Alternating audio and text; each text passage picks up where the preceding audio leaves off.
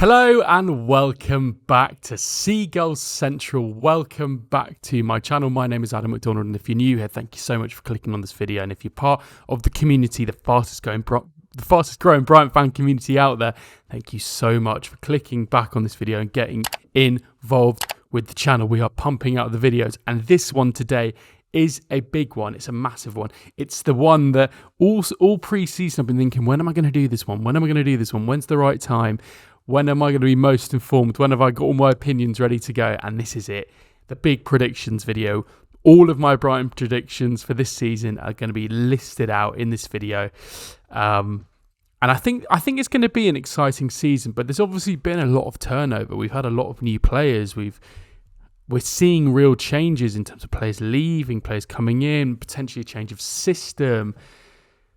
So many other things, teams around us, the dynamics of all of that. So everything does feel very different to last season for me. But I've had a think and I'm ready to go with my predictions this season. I'm just going to get straight into it. Let's do my predictions for the 2025-2026 season. Right, first of all, top goal scorer. Last season, obviously, I think we shared our top goal scorer amongst a few players. If I'm right in saying, I think mitoma got 10 goals. I think Danny Welbeck as well. I think there were quite a few players who kind of shared the top goal scorer status. For me, my top goal scorer next season is going to be the one and only Georginio Rutter. I think he's going to be he's going to be a force to be reckoned with right next season.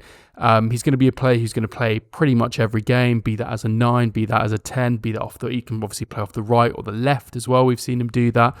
And he's not just a creator. I think what we saw last season was a fabulous creator, was a player who can run at players, who can dribble, who can get assists, who can get into the box, win penalties, be dynamic and exciting. But I think what we're seeing, obviously we saw it in the Wolfsburg game, but I do think in terms of his maturity, I think in terms of the responsibility he's going to get, I think he is going to step up with goals next season. And I think having obviously lost João Pedro, with no Evan Ferguson, with Danny Welbeck's role, obviously he's 1 year older. We don't know whether we can still rely on him to produce those very excellent performances we saw for a lot of the time last season. I think the emphasis will be on Georginio Rutter to be our main striker, to be our main talisman. Whether that means literally as a number 9 all the time, maybe not, but I think he will be our main attacker in a 9 or 10, and it might be that, okay, we have a Tzimas or a Kostoulas in the old game, but I think the responsibility will always be on Rutter as that key striker, and we might see that he plays with Welbeck, we might see that he plays with O'Reilly, and might see that he plays with Tzimas,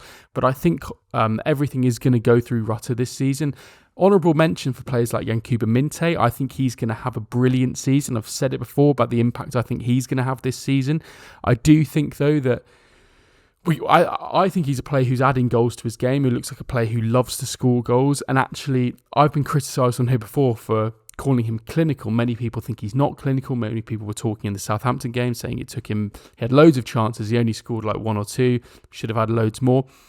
I've always said it. I'll say it again. I feel like I bleep my point over and over. But I do think for a player who's so young, you rarely see wingers, particularly wingers, who want to cut inside and shoot and are very accurate with their shooting as much as he is. I think that's a really special characteristic for minteh, and I think the momentum that he's going to take into this season is going to be huge. I think he's going to be a massive, massive part of our squad, massive part of our starting 11. I think he's going to be one of our top goal scorers.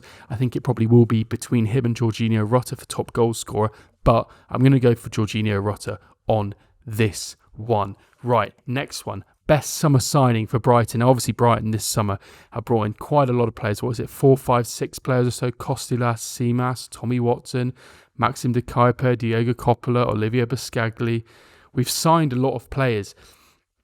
And I do think of all of the... I think my hot take is I actually think all of those summer signings will have significant roles to play this season, and we will come away from the end of the season and go, you know what, all of those signings we purchased last summer were brilliant this season. I think even your Tommy Watsons, who we've not seen yet, even your Kostoulas and your Tzimases, who look young, look raw, maybe people are saying they might need a loan. I think they're all going to have a part to play. Boscagli, Coppola, I think they're all going to have a part to play. However, I think our signing of the summer will be Maxim De Cuyper. I've got a really good feeling about him, not just because everyone says I look like him because of my hair. I think what it is there's something about the way he plays that I just really like. I think it's really magnetic and energetic and exciting and relentless. And I love the way he just has bundles of energy, gets up and down, wants to get involved in every attack. I can see it now, the combinations that he's going to have with Kaoru Mitoma on the left-hand side and the role he's going to play as an attacking fullback. I also think his versatility means that he can play in a variety of different systems. So Fabian Hürzeler has afforded that luxury in terms of being able to change his system. I think what we've seen, though, is obviously a player who's played in the Champions League, a player who's played at the highest level of European competition. He's 24 years old. It might even take him a season to bed in. I'm not saying he will be one of our players of the season, but I think of all of the new signings, I've got a really, really good feeling about him. Also, honourable mention to Diego Coppola. I've got a really good feeling about him as a player who's going to kind of break through the season out of our new signings. I also feel it about Kostoulas as well. I think Tzimas. I do think all of them. I feel even Tommy Watson. I've got quite a good feeling about all of them. I do feel quite good about Boscagli. But I think of all of them in terms of like surefire. I think the fact we've seen De Cuyper come straight into the starting 11. He's played pretty much every preseason game since the day that we signed him. Obviously scored against Wolfsburg at the Amex last Saturday as well. I do think this is going to be a player who hits the ground running for Brighton this season. He's going to be my signing of the summer for Brighton. Okay, let's move on to the next one, cup runs. And this is a bit more of a general run. I want to talk about... I'm not going to necessarily predict a particular finish in each cup because I think it's quite complex. You don't really know. My hot take on Brighton's cup runs this season is I don't think they're going to get to cup finals. I actually don't think we're going to get to Wembley again in either competition. I think this season is going to be one where we do really well in the Premier League. I think with all of the teams around us having European football, I think a lot of teams will drop off. I think we'll find it in the league. We have a real momentum. My hot take, and I don't know why, as I'm just not too sure about the cups, and I suppose it opens that whole conversation around the kind of relevance and the importance of the cup. Obviously, we've seen Crystal Palace in recent days win the Community Shield after winning the FA Cup. You know, how much would we have loved that to be us? Of course you would. We can't deny it. Top 10 finishes, top 6 finishes are excellent, but I think silverware is really what we need to take us to the next level. And I think now does feel like a season where we could do that. Of course, we've probably got one of our best ever squads now. However, I don't know. There's just something this season where I feel like look, if I'm talking about kind of going, yeah, we're getting to Wembley is our, not getting to Wembley is a massive disappointment. Like that kind of says a little bit about where we've come from. Even last season, being one game away from going to Wembley in the FA Cup, we were unfortunate, weren't we? And I think we'll be there or thereabouts again, getting to the kind of, what would it be, the quarter-final round. I could see us getting there, absolutely, and that would be a good cup run for both competitions. But to be honest, I think for me, the cup runs, as a Brighton fan, are just good opportunities for me to see new signings and new players. I really enjoy the fact that we've got a really big squad now, and actually these cups are probably going to be good opportunities for players like Coppola, Watson, Kostoulas, Tzimas to get good minutes, get consistent minutes and get momentum under their belt. So from a fan's perspective, that's what I'm that's the kind of only real outcome I feel like, yeah, that's what I want from these cup runs. Of course I'd love silverware, but I don't put any expectation on that. Ultimately I saw tweets the other day talking about how, Brian, if we don't win the cup this season, we're done, we're finished, Palace are forever ahead of us. Yeah, sure, that is fine. And like for me, the importance of winning a trophy really isn't a massive thing for me. I've said it for a while. Maybe you're different. Maybe you think that is what we need to take us to the next level. And I'd agree that is what we need. But I don't particularly care. I don't follow Brighton to watch us win silverware. I follow us because I enjoy watching Brighton. I've enjoyed going to the Amex, going up and down the country with the people you watch it with and following the storylines of your clubs. That's why I follow Brighton. That's why I love it. Not because I want to see us win trophies or need to see us win trophies, should I say. So I think we'll do all right in the Cups, but I think it will serve more as a kind of squad rotation element for this season, if I'm being completely honest. Okay, breakout player of the season. Let's go on to this as the next one. I'm using this, my criteria for this is a player who maybe hasn't had loads of minutes yet. I'm generally going to go for probably younger players who maybe will kind of quote unquote burst onto the scene. So new signings who are young players, maybe players like your Gruders, your Buonanottes, your Sarmientos, etc., who might or might not be part of the side next season. I'm going to go for that ilk of player. And my breakout player for next season is going to be Harry Howell. I have got a weird feeling that Brighton are going to end up keeping Harry Howell as part of their Premier League squad next season. I would imagine a lot of the conversations that we were presuming around Harry Howell would be that we would see him go out on a championship loan. We'd see him maybe even go out to League One, maybe go abroad on a loan, as a very, very young player. That's clearly kind of what you would traditionally do on your pathway as a young player at the academy. But I've said it before on this channel, first of all, he's getting the minutes in pre-season when there are many players who could be coming on. He's getting minutes. And okay, he needs a pre-season as well. He needs to get minutes under his belt.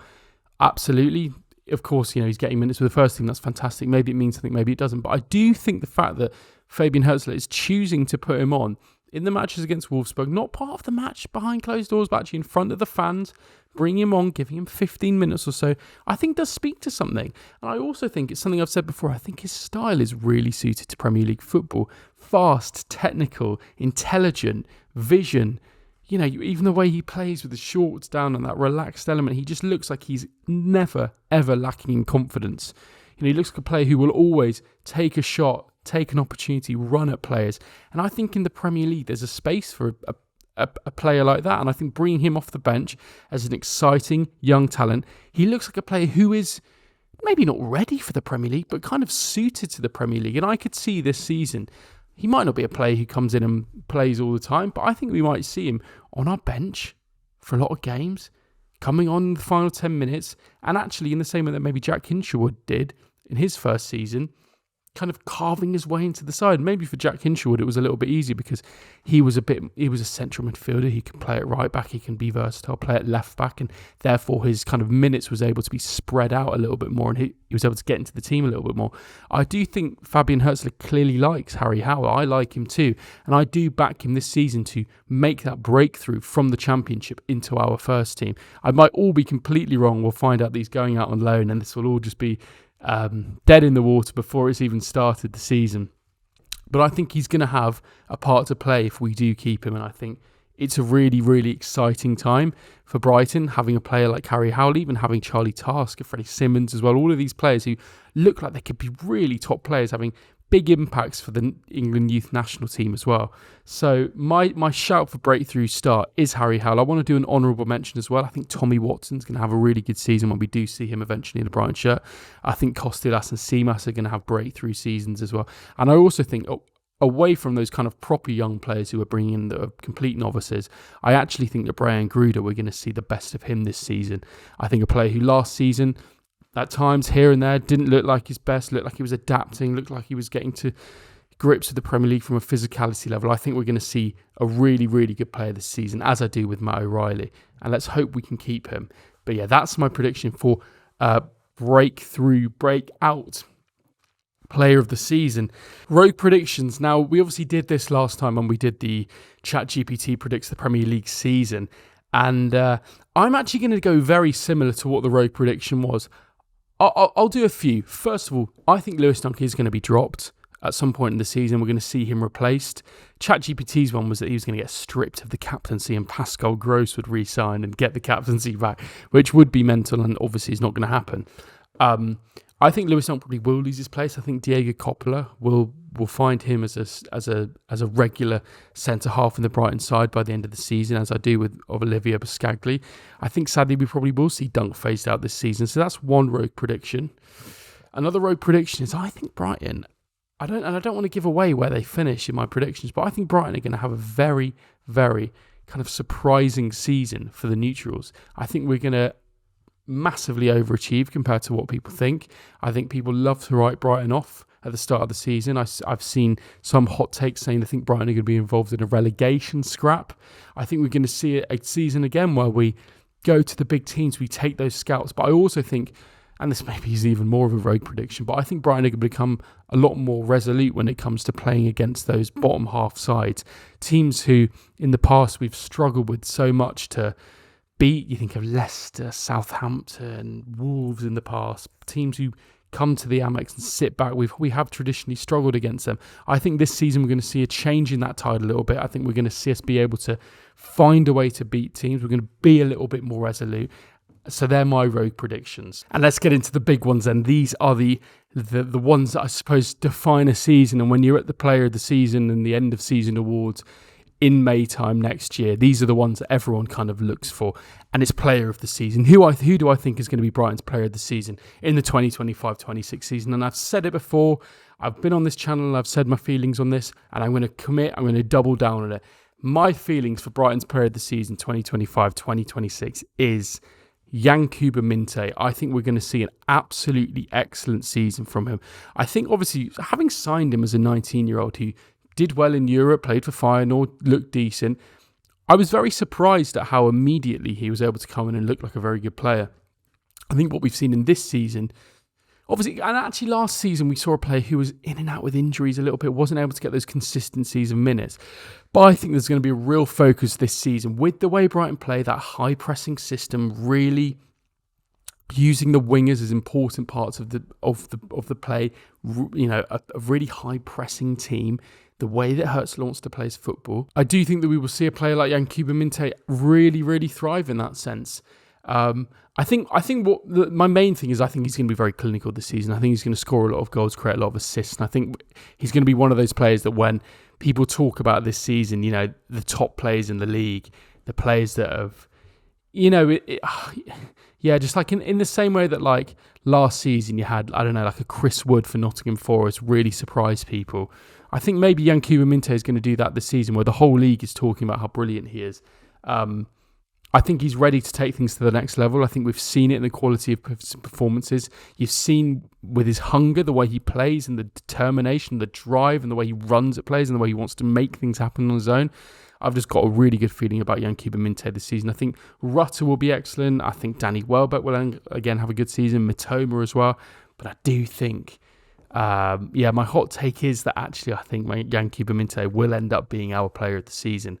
And finally, let's move on to Brighton's position for the 2025-2026 season. Where do I think they're going to finish this season? And here's the hot take.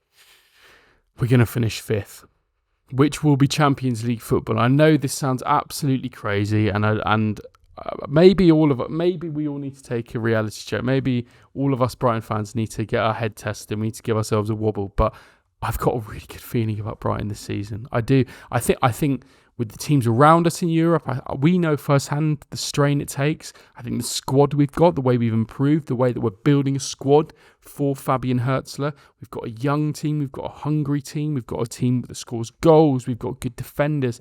I think if we can keep a player like Carlos Baleba, I will be absolutely certain of that. I think maybe if that were to change, my prediction maybe would change a little bit. But yeah, I've just got a really good feeling about this season. I think this is the year where we are properly going to shake up the establishment. We are going to be right up there in the league. We're going to have excellent performances against the big six. We're going to be consistent. I've just got a really, really good feeling about Brighton this season. That's why my prediction is that Brighton are going to finish 5th this season. Let me know what you think. Do you agree or disagree with my opinions? Do you think I'm going a little bit too bold with 5th? Do you think I've been harsh to maybe not mention someone like Mitoma in these conversations in terms of player of the season or top scorers? Like I could understand why. I think, you know, we've got so many excellent players. Danny Welbeck not really getting much of a mention from me. I think there's so many players we could talk about. And, you know, yeah, that's my view. Let me know what you think. Where do you think Brighton are going to finish this season? Who's going to be our player of the season? How are you feeling going into this season? What are your reservations? What are you feeling positive about? Let me know in the comments below. I would love to hear your thoughts. As always, if you haven't already and you've got this far in the video, please hit that subscribe button, hit the like button, hit the comment. Get yourself in the comments. Let me know what you think. I would love to know your opinions. I will see you on the next one. I'll be back in a couple of days for another Brighton conversation. I'll see you very shortly. Thank you very much for watching. And as always, up the Albion.